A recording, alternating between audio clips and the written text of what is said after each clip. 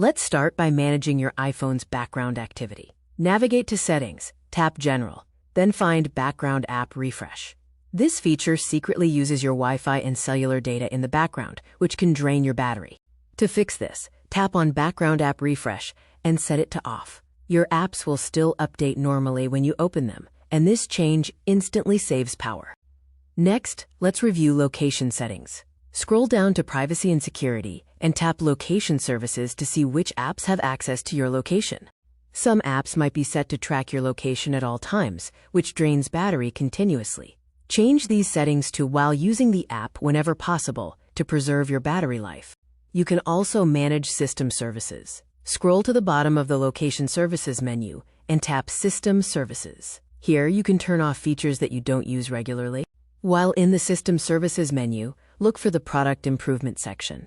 Turning off these options prevents unnecessary background activity on your phone. Now, let's look at Mail settings. Search for Mail in your apps list, tap Mail Accounts, and then select Fetch New Data.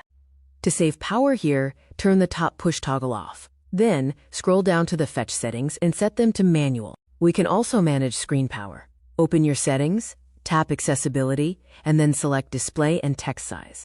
Scroll to the bottom of this page and turn on Auto Brightness. This will optimize your screen lighting automatically based on your environment. For added privacy and battery savings, go to Privacy and Security, tap Tracking, and toggle off Ask Apps to Stop Tracking.